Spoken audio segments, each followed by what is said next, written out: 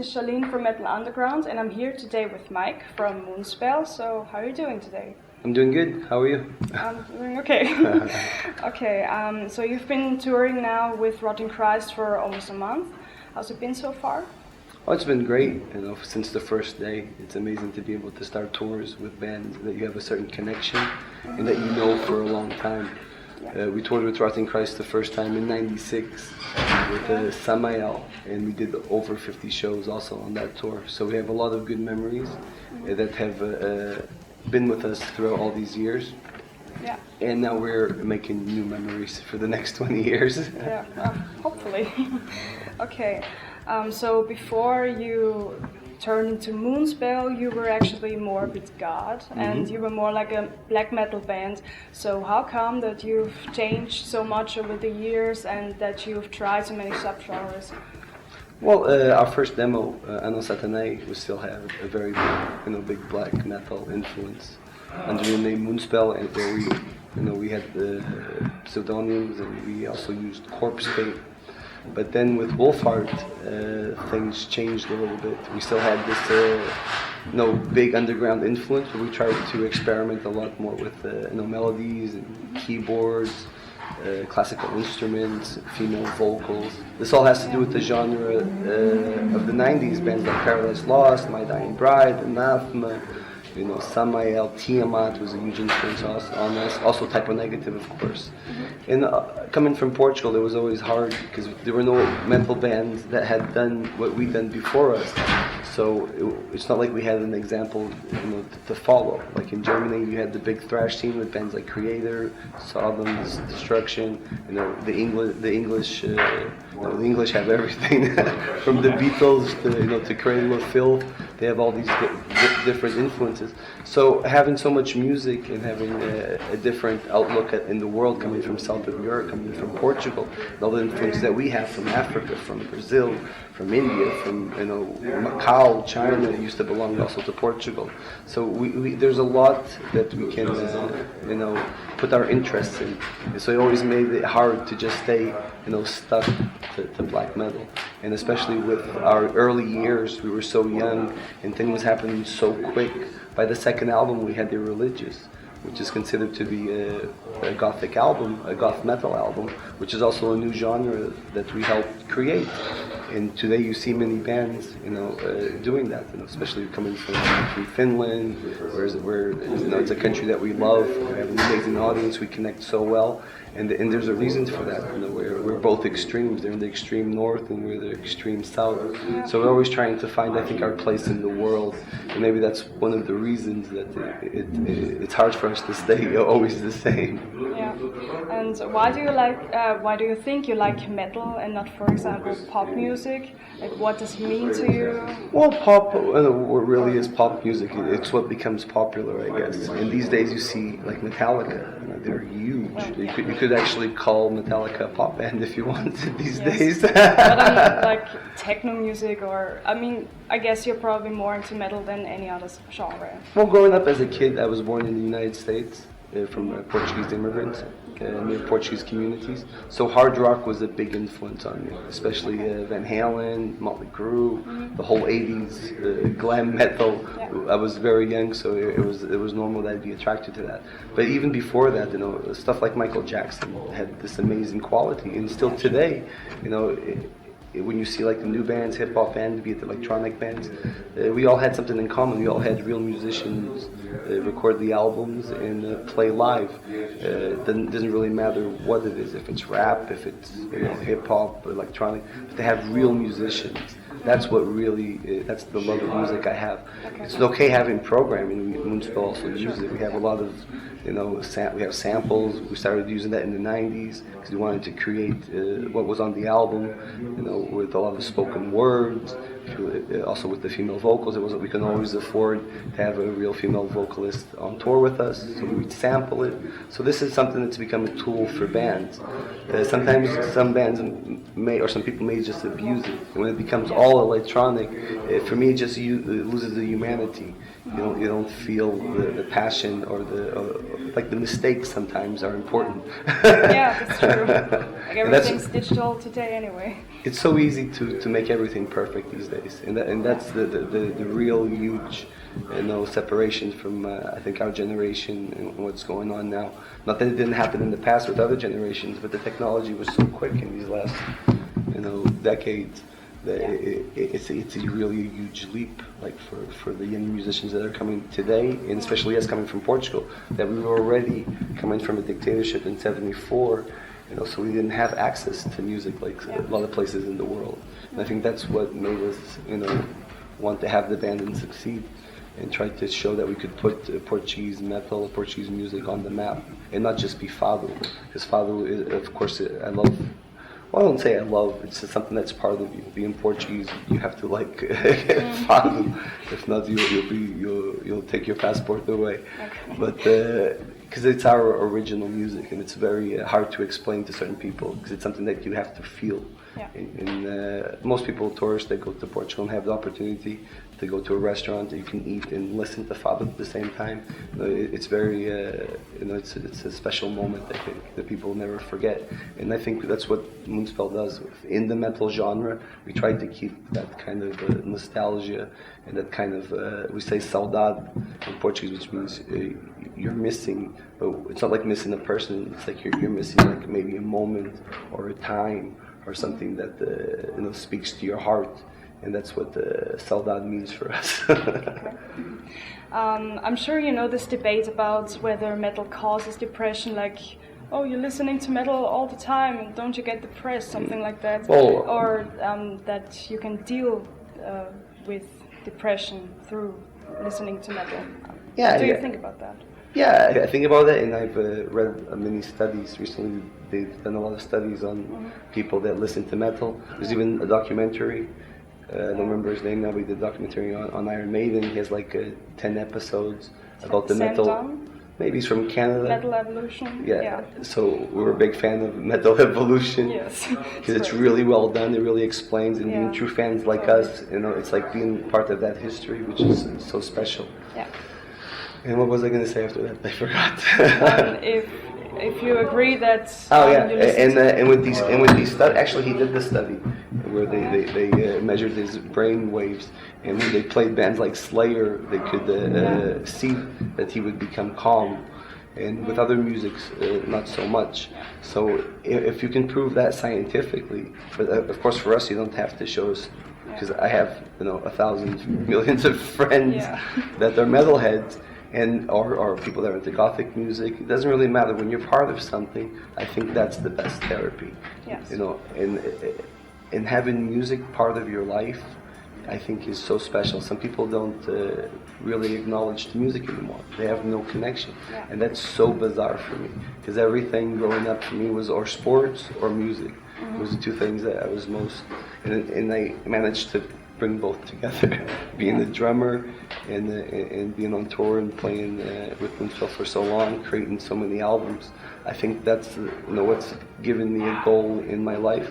And also the other bands before me, they also passed that to the younger generations, and that's what we hope to do also. Because you see, when you go to the big festivals, Bock and Hellfest, it's a tribe, it's a community. Everybody, understands anybody. I could have never met you before, but since we know and like the same bands, we have a connection, and we can immediately, have a friendship, just in a couple of minutes. Based on music. That happens everywhere. Of course, it's easier for me coming from a band, because sometimes you have fans. It's like they know you your whole life. But that feeling, it transmits to you. And I've gotten used to that, and that's what, that's why we're here. That's why the other bands were there for us. If not, we wouldn't have much of a meaning. So I think it is the best therapy. I doubt going to a shooting range, and I guess that's a good therapy for some people. But that's not my idea of happiness. I like to combine things, and I think you can see that, especially with the younger generation. They don't have so many taboos. They can listen to metal or listen to another style of music. Of course, my generation, we're all a bit like, you're into punk or into hardcore, and sometimes there would be fights. But that's what made the genre so amazing. Look at bands like Lamb of God it wouldn't exist if there wasn't a Pantera, a Slayer, a Biohazard, all these bands. I love all of them, and we try. You might not listen to that in Moonspell, but sometimes you can see that edge that we have coming from the black metal, death metal, even hardcore influences. Bands like Carnivore, that was Pete Steele's band before Typo Negative. So it's all one big happy family. Which is great. Yeah. So you've recently released your biography, Wolves Who Were Men, and I'm wondering why you decided to do that and what readers can expect from it. Well, actually the story is that we were at a TV program in Portugal, and we went to play 2 or 3 songs live. And there was this journalist from Loud magazine, a Portuguese metal magazine, that had just written a biography on the Portuguese scene. And we really, enjoyed reading it, and we thought it was really well done. And I think it was destiny, because he didn't have a ride back home. So we were like in Porto, which is the north of Portugal, and it's a 3-hour ride. And he asked if he could come with us in our van. So while we were talking in the van, Fernando just out of nowhere, do you want to write that biography? He's like, what? Are you serious? Yeah, I'm serious. And the funny thing is that our history, our first tour was in the van with Morbid Angel and Immortal. And we had to drive, we had to sell merch, build up, do everything you can imagine. And everything happened in that van. And it was funny in our history, to have the opportunity for him to be with us and actually experience what our life is. And most of the times it's very, it's not as glamorous as people think. Yeah. We're always in the van, we're always in the plane, we're always on the bus, we're always trying to get somewhere, we're always waiting. Life on the road can be very demanding as long as the shows get done. And he experienced that with us, and I think it was important to have a person like him that knows so much about Moonspell, but also knows a lot about our relationships. And that's what he wanted to focus on. The book was more about our relationships and the struggle that is coming for a band like us coming from Portugal, and everything that we went through from our first contract, being on Century Media for so many years, being able to support Typo Negative in '96 when they had a gold album in Germany. We were playing for 5,000 people out of nowhere. Just 2 years earlier, we were playing in the garage, complete underground, and 2 years after, we're playing in the arena in Berlin. So, at the time it felt normal, but no, it's not normal for that to happen just like that, especially coming from a small country like ours. So he really tried to get in, inside each one of the members, and he did it really well by, just focusing on each member one at a time. So he'd just come near my house. At the time I had my daughter, so I was really busy. It was my first kid. After 40, it's very, different if you're 20 or 30, I guess. But and that was important also for me, because I was very concentrated on trying to deal with the balance of the band and being a father for the first time. So actually, he acted like a psychologist in a certain way, so we could actually talk about a lot of things from the past. So I'm sure that's great for the book, and that's what exactly made the book. We really tried not to. Say whatever we wanted to say. Sometimes it's hard also to remember. There are things on the book where some don't remember it that way. Yeah. And sometimes if you ask me the truth, I'm not sure either, no more. Talking about... Well, it's been a long time. It's been a long time. Yeah. And usually I have a really good memory for the most important moments. Yeah. And also the sad moments. And that's what's really, damned about our brain. It's like there are so many good moments, but sometimes we just remember the bad ones. Yeah. And you fill yourself with all this, hate and anger, and it's just, it's just there. It's just a feeling, and if you can cut that out, actually everything's good and cool. And you should be proud of what you've done. Yeah. But that's the struggle that everybody has to go through. Yeah, exactly. So you're going to re-release Sin Pecado and Second Skin in December. What can you tell me about that? Well, it's been over 20 years also, and there are a lot of fans that have been looking for the material. Unfortunately, we've been through different record companies, so when it has to do with the rights and licensing, some of our albums aren't being produced, so the consumer can find them. So we've had people complain that they can't find them in the shops, can't find them online. So Fernando created the Alma Mater Records, which it gives an opportunity for us to release stuff from us, but also he's been releasing Portuguese bands. So they've given an opportunity to see what else is going on besides Moonspell in Portugal. And in that, it's like a way to come closer to the fans, and we can be more on top of the quality of the releases and the packaging, the designs. So that's always been very important for Moonspell, because we're fans of that era where you would get a digipack and with a poster would come inside, or a sticker or a patch you could put on your jacket.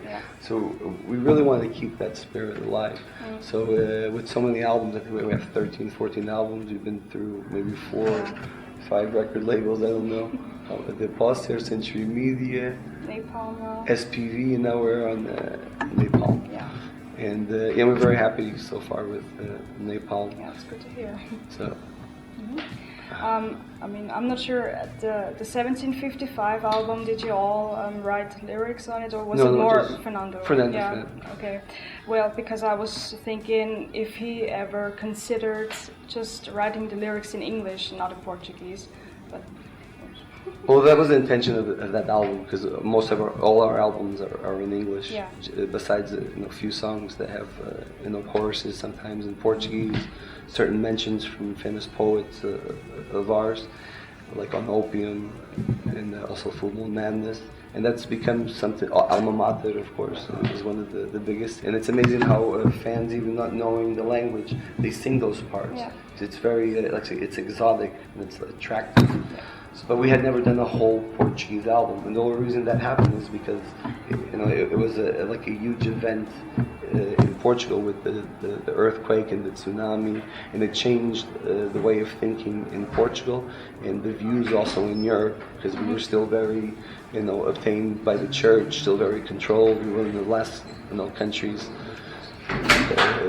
to evolve in that kind of mentality. So before that, people just thought all disasters was an act of God, and this was the first time that people started to think that maybe there's something behind this. They started to think with a more scientific view, and that's what changed a lot the mentality. Because before that, people would never defy God, and on that day when all the churches came down, there was it was like a 9/11 kind of situation. People were all covered in white from the bricks, and also everything then burned because it was a holiday. It was a national Catholic holiday, the 1st of November. So the churches were all lit with candles. So then with the earthquake and the tsunami, on top of it, everything burned. But then people after took the bricks of the churches to start rebuilding their own homes, which, that would never happen, because they think they'd be sinning, taking stones away from the church. So this was very important for us, for things to change. And we had help from all over Europe. There were boats coming from Holland, because nothing had ever happened before. Okay. It gets hard to think. I think I'm afraid we're at the end of the interview. Is there anything you'd like to say to your fans? No, just thanks for all the years. We played Vienna Rock House so many times, especially in the 90s. I have so many good memories, and also the fans. We've met so many people here in Vienna throughout the years, and they keep on coming to our shows and supporting us. So that's all you can really, want at the end of the day. So metal on. Yes, always. Okay, thank you.